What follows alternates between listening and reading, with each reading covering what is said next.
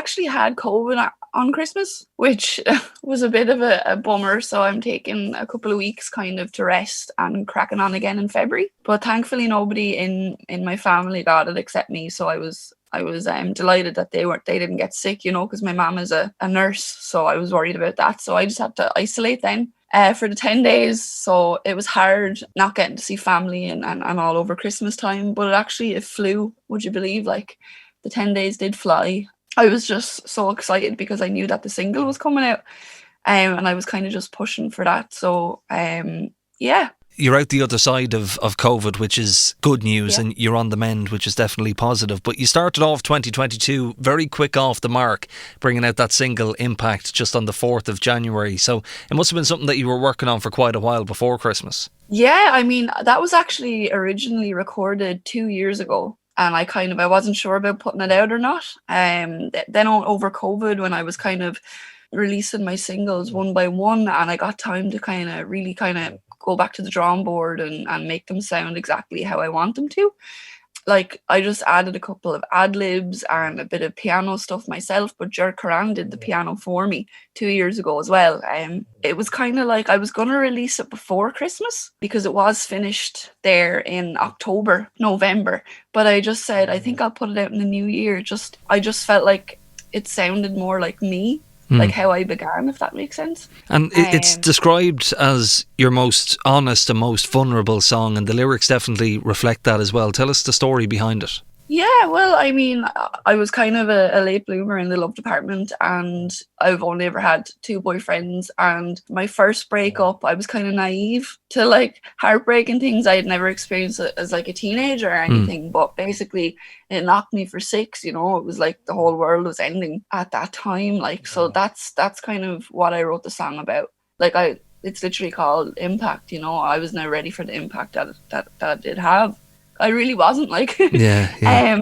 But I tried to write it like ambiguous too, I suppose, and people can take what they want from it as well, It doesn't have to be like about a breakup or a relationship ending. I think a couple of people have kind of come to me about different things and they've said, is it about this or that? I'm not sure. And I just said, look, if you can connect to it and it's helping, that's just the main thing. Yeah, we played it on the programme last week and it went down really, really well, and we'll play it again after the interview here as well. Tell us a little bit about your influences in terms of music, because I've followed you on social media now for the last couple of years. I know you're an emo at heart, but that doesn't really reflect in your music.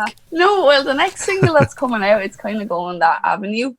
But growing up, My Chemical Romance, The Cure, The Used, Paramore, Taking Back Sunday, like Falling in Reverse, Escape the Fate, but at the same time then it was just like Lady Gaga, Ariana Grande, like Michael Jackson, like it's so many influences.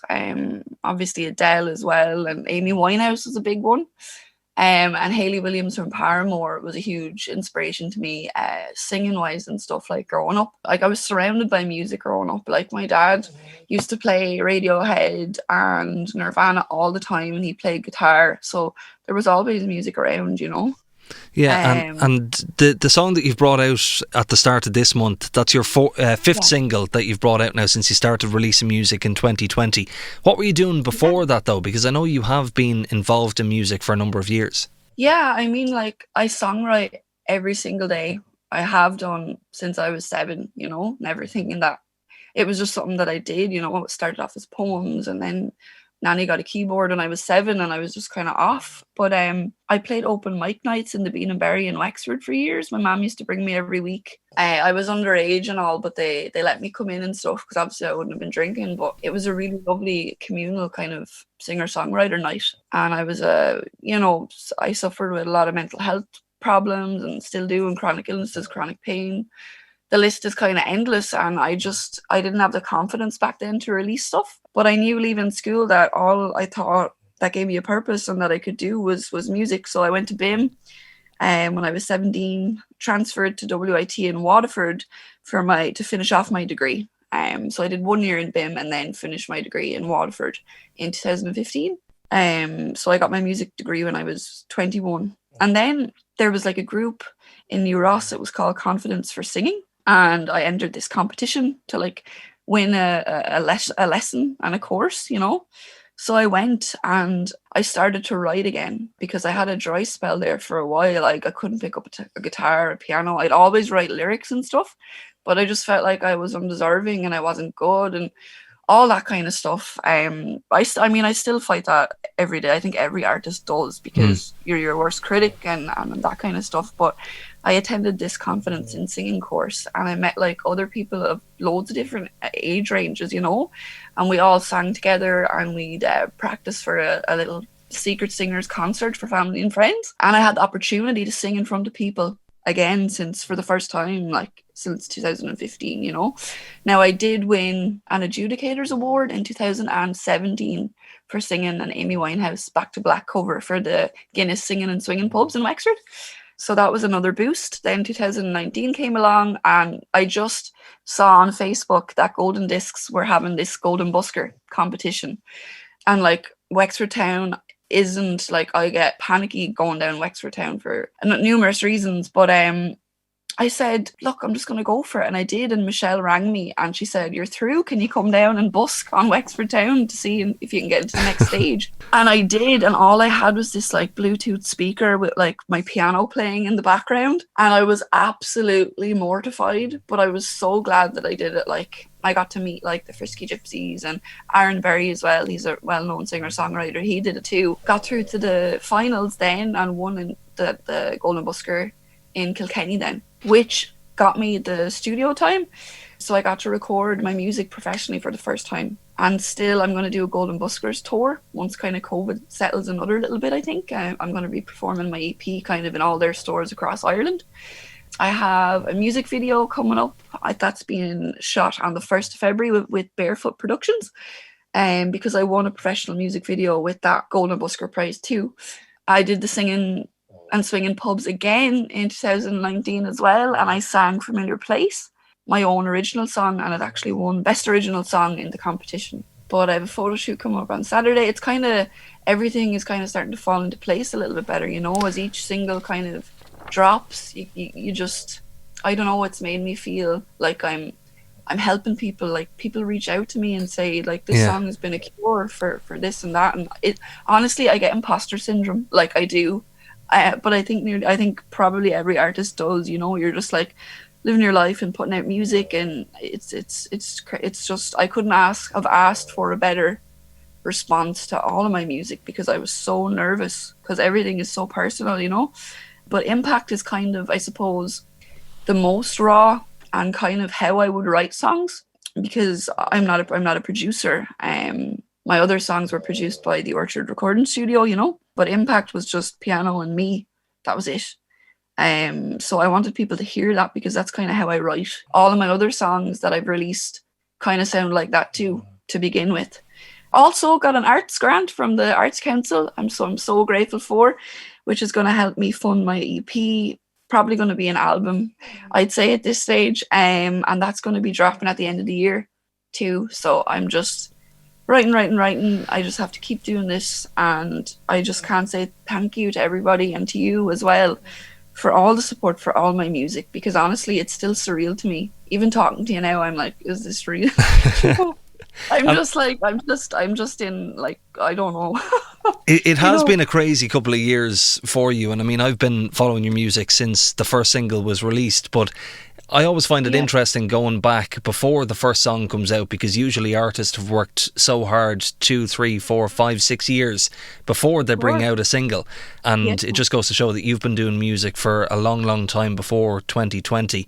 You mentioned there as well mental health. I know you're a strong advocate for that and you talk about it quite a lot in your music, and it does seem to strike a chord with people as well that listen to your songs. Like I was very nervous, and I still am, about kind of like, but then I don't want to give into the stigma either. Like sometimes I'm like, oh God, is it a bit too, you know, I don't want to dampen things or talk about it too much, or people are going to get fed up with me talking about it, you know. But like, it's what I have, and you know, it affects me greatly, and I know the fight, and I know the struggle, and I know allowing yourself to talk about it, and people hide it so much, you know, And I just want to really remind people that everything on Instagram, like, you know, it's your highlights, it's the best bits. Like, you don't see everything that goes on. People see photographs and they think, oh, sure, she's grand or he's grander, but nobody really knows what's behind all of that. Do you know what I mean? So I do try to share as much as I can because it's really, really important, you know. And actually, Stuart Clark from Hot Press and Fiachna and Bríonán on RT Radio 1, you know, they always comment like that advocate for mental health and chronic pain and chronic illnesses. And that means so much to me because that's what I really want to drill out there too with my music and who I am, you know, as Hallie. Like, because I know Haley, like, is still trying to do it for herself, I suppose. But when I'm Hallie, I feel like I can talk about it more, if that makes sense. You know, I feel absolutely, like yeah. I'm not this Haley that has these mental health illnesses and chronic illnesses, chronic pain, all these bits and bobs, you know, because I feel insecure about that. But when I'm Hallie, I can kind of own it a bit more, I suppose, and speak about it better. So yeah, I'm glad that you know, you're noticing that I do talk about it and stuff, and I want to talk about it more as well, you know. Yeah, and I will. It definitely is connecting with people, which is always a positive, whether it be through music, poetry, whatever it can be. If it opens up a discussion about mental health, I think it is very, very important, and you're doing that very, very well. Just before we finish up, Hallie, I said at the start that you've started 2022 with a bang, coming in with a new single on the 4th of January.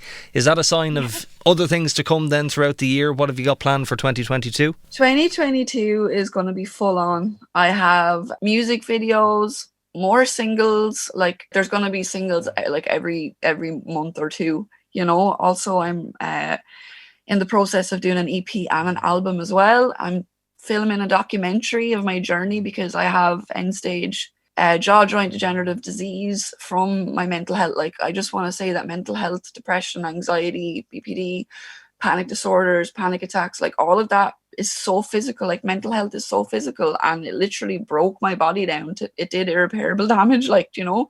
So finding out that I would always kind of, like, I wouldn't be able to get my jaw replacements and my mobility, and I'm always going to be in pain, talking, singing, doing what I love. Like, there's no distracting from it. There's no tablet that can actually give me proper pain relief either, you know. And I was really hit or miss. I nearly gave up, you know, a couple of months ago when I found out that news, because I thought, look, I'm kind of blacklisted. You know, I felt like the universe was saying, look, you just better pack this in. But I just said, like, I have had such support from people that listen to my music and my family, obviously, and everything. And I took time, and I decided, no, I can't not do this. This is my purpose. This is why I'm here. If I don't do this, I don't know where I belong. I'm taking life by the horns, I think. Is that the right phrase? I think so. I'm going to go hell for leather, and it's my passion. It's what gives me purpose. And look, it hurts like hell all the time, but I'd rather be doing it hurting like hell than not doing it at all, you know? Yeah, and I don't absolutely. want to let it stop me, and I want people to know that there's no one way in music, and you can find your own path. There's room for everybody. It doesn't have to be cookie cutter, you know. I just really want to give people hope that feel like they can't pursue what they love because they have struggles or pain or challenges or, you know, that kind of thing. So yeah, thank you for letting me speak a lot about that there today. No problem. That means a lot. Yeah, you've absolutely articulated that so well, and no doubt it has struck a chord with people listening to the programme this evening. You have 5 singles out, which I've played all 5 of them on the programme over the last couple of years because your music is brilliant. I just want to run through them. People can check them out on the likes of Spotify and other streaming platforms. Remedy, Familiar Place, Waves, Circles, and the one that we're going to play on the programme tonight, Impact, which is the latest single from Hallie, come out at the start of this month, and no doubt much more to come over the course of 2022. She's from Enniscorthy in Wexford, and you can check her out on social media and everything. Hallie, it's been great talking to you. First time having you on the programme, and we'll have you back, no doubt. Thank you, and there'll be a music video to follow for Impact within the next couple of weeks. Thanks, Eoin. Thank you so much, guys. Thank